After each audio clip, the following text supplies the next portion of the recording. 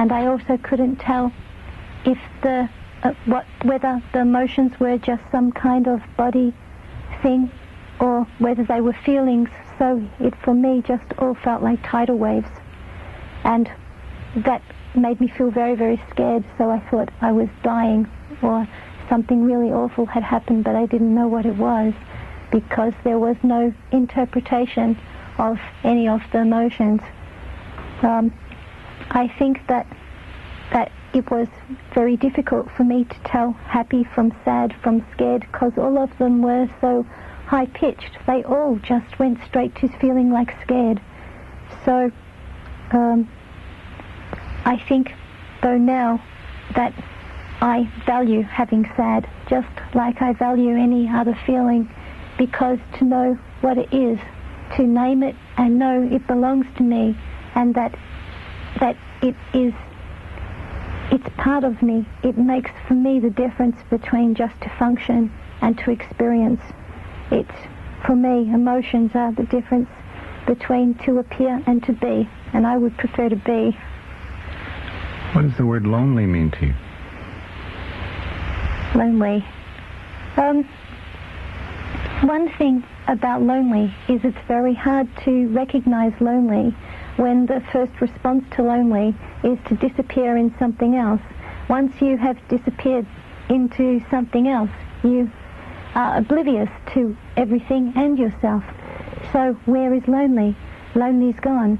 When you become a spot on the wall, when you can't find you, you're so absorbed in that. There's no lonely. The processing of lonely doesn't happen that easily.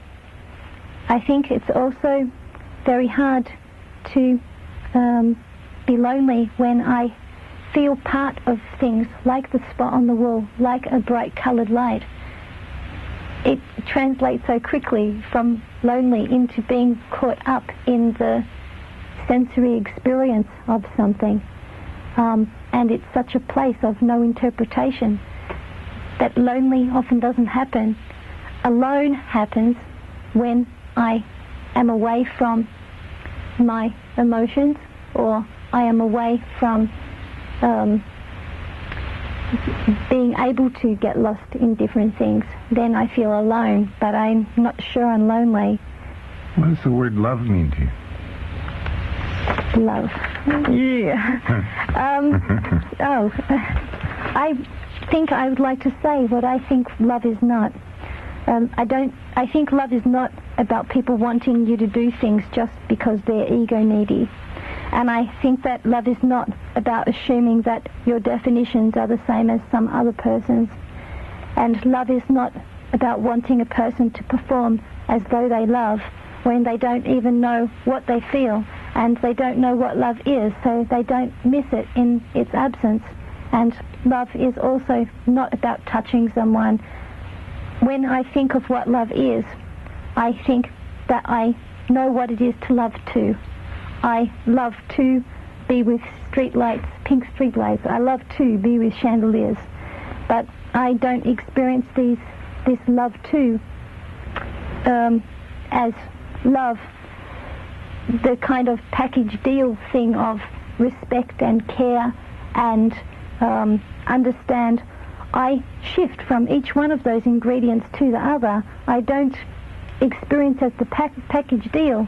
I'm very mono. I single into one piece of it or another piece, so I can have each of the pieces, but to then take it on as a package and say, I love that person or something, it's very hard for me to keep the bits together and walk around with that sort of emotional picture inside.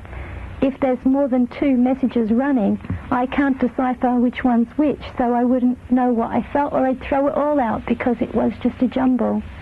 I also think that when I'm close to someone, it doesn't involve egos for me, and that is different to someone else, I think. For me, the point of closeness is to experience myself in company. I think that other people, they like to take on the other people like some kind of baggage. I don't need the other people's baggage, and I don't need to get to know them.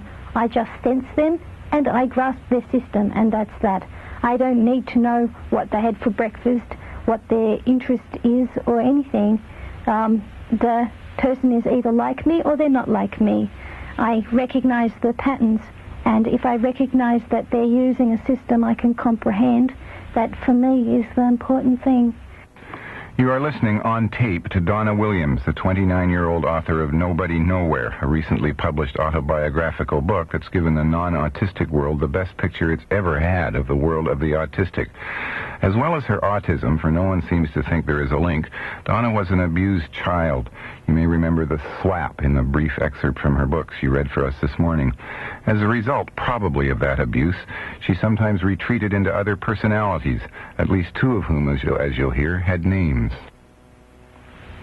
Who was Carol? Carol originally was someone I met in a park, but then I didn't understand for me that the mirror reflection was another person. I, like some cats, also think it's, sorry, I didn't understand it was me, my reflection. I thought it was another person. So then, because she was the first person I really experienced as a separate whole person, I then said, that's Carol. And then I decided that I would become this picture I'd put out there of who she was, and that I would become everything the people would like, pretty much to keep them at a distance from me, and also some for survival. But by keeping them at a distance, they couldn't know me. I could feel safe. I could feel always hiding. But Carol was like a repertoire of acting normal rules. Her language was a repertoire of situation comedies, commercials, which just got more refined, and mirroring of other people's conversations and funny bits, which just got more refined. Later, in talking, just Carol would seize upon bits and pieces of what they'd say, and they would trigger other stored bits and just come out with some verbal garble. If it made them laugh, that was all that mattered. If it kept them away from affecting me personally in any way, that was all that mattered. If it kept me away from being aware of my own emotions and my own body, that for me was all that mattered. It was like using yourself as a puppet. And Willie, who was Willie? Willie was started when there was a night light that goes into a power point, was iridescent green, and it was under the bed, but I thought I was about 2, 3, and I thought this was eyes before I understood the idea of eyes, just these green lights were eyes. And I was so afraid of this inside myself, I built up a picture that this was a bodiless person with green eyes. You couldn't see the body. And so then I feared this, but I also feared my environment. It was always bombarding me, always intruding, always challenging, always confronting. So I identified with my own character and took this on as another kind of version of myself. But over the years, this became my intellectual self. I could say it's okay to believe in something. It's okay to think, because it's not me who's thinking. It's like Donna the case versus Donna the person who feels for everything that she's doing. Willie was like my completely objective, controllable version of myself out there, but also the storage place for all the knowledge, but mostly a defense, like a wall